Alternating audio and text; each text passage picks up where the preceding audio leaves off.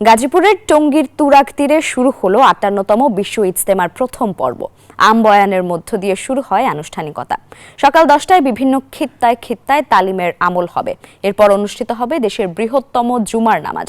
ইমামতি করবেন মাওলানা জুবায়ের। ২রা ফেব্রুয়ারি আখেরি মোনাজাতের মধ্য দিয়ে শেষ হবে প্রথম পর্ব। এরপর আগামী ৩ থেকে ৫ ফেব্রুয়ারি অনুষ্ঠিত হবে দ্বিতীয় ধাপের ইজতেমা। আজ বাদ মাগরিব ভারতের হযরত মাওলানা ইব্রাহিম দেওলা সাহেবের আম বয়ানের মধ্য দিয়ে শুরু হয়েছে। এবারের ইজতেমাটা আমাদের হযরত উলামায়ে কেরামের তত্ত্বাবধানে শুরাই নিজামের অধীনে ২ ধাপে অনুষ্ঠিত হতে যাচ্ছে। প্রথম ধাপ জানুয়ারি ৩১ ফেব্রুয়ারি ১-২ এবং দ্বিতীয় ধাপ ৩, ৪, ৫ ফেব্রুয়ারি। হিদায়াতের কথা হলো যে আল্লাহ থেকে সব কিছু হয়, আল্লাহ করে, আল্লাহ খেলায়, মানুষের তো কোনো ক্ষমতা নাই। হ্যাঁ, সমস্ত মাখলুকের জন্যে আল্লাহ পাক এই মানুষকে দায়ী করছে।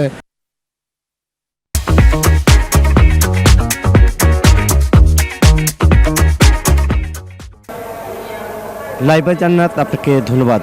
এই মুহূর্তে রয়েছে আমি গাজীপুরের টঙ্গীর বিশ্ব ইজতেমায়। ৫৮তম বিশ্ব ইজতেমার যে ফজর নামাজের পরেই কিন্তু আম বয়ান শুরু হয়েছে, এখনও আম বয়ান চলছে।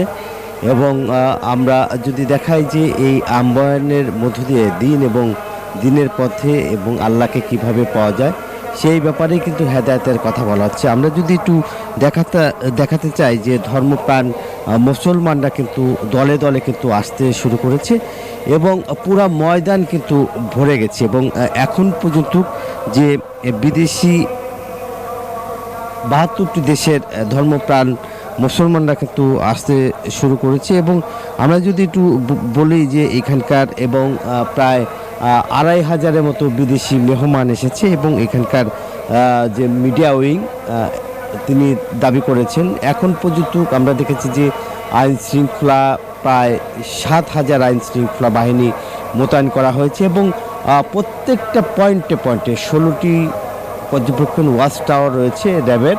এছাড়াও ৫ স্তরের নিরাপত্তার চাদরে ঢেকে দিয়েছে পুলিশ। এখন পর্যন্ত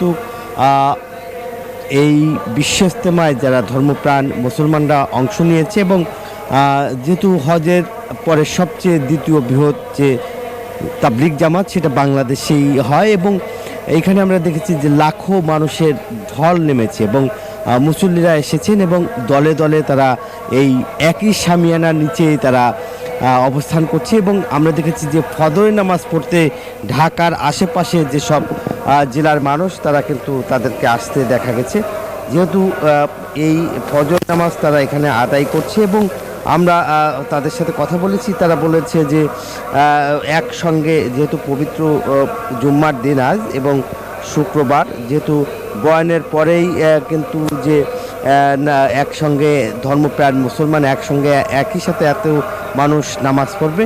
এবং আমরা দেখেছি এখানে যে ২জন ধর্মপ্রাণ মুসলমান এই বিশ্ব ইজতেমায় যারা যোগ দিয়েছিলেন তারা কিন্তু একজন নারী এবং একজন পুরুষ, ২জন মারা যাওয়ার খবর পাওয়া গেছে।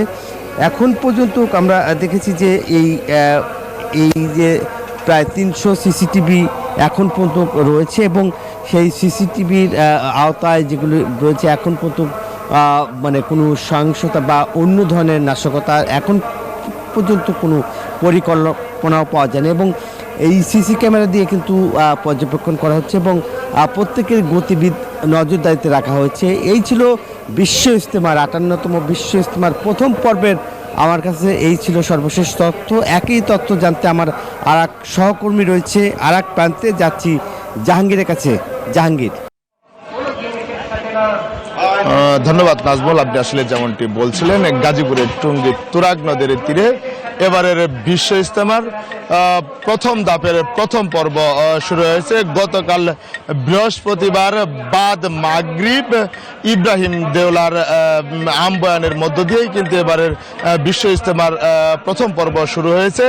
এখন ফজরের পর বয়ান করছেন পাকিস্তানের মাওলানা জিয়াউল হক, তিনি কিন্তু এখন পর্যন্ত বয়ান করে যাচ্ছেন। এবং আমি যদি একটু দেখাই যে টঙ্গী তুরাগ নদের তীরে যে বিশ্ব ইজতেমা রয়েছে সেই ইজতেমার ময়দানে কিন্তু খিত্তায় খিত্তায় কিন্তু ধর্মপ্রাণ মুসল্লিরা যারা রয়েছেন তারা কিন্তু জিয়াউল হক মাওলানা জিয়াউল হক যে বয়ান করছেন সেই বয়ান কিন্তু শুনছেন এবং আমরা দেখতে পেয়েছি যে সকাল থেকে আজ যেহেতু শুক্রবার সেই কারণেই ইজতেমার ময়দানে কিন্তু নামাজ পড়তে কিন্তু লাখো মুসল্লির ঢল দেখা যাচ্ছে এবং এই যে ফজরের নামাজ হয়েছে ফজরের নামাজের পর আম বয়ান চলছে এই আম বয়ানের মধ্য দিয়ে মুসল্লিরা বলছে তাদের দিন এবং আল্লাহর রাস্তা এবং আল্লাহরকে রাজি খুশি করার জন্য কিন্তু তারা আসলে এখানে সমবেত হয়েছে এবং আমি যদি একটু জানিয়ে রাখি যে আইন শৃঙ্খলা পরিস্থিতি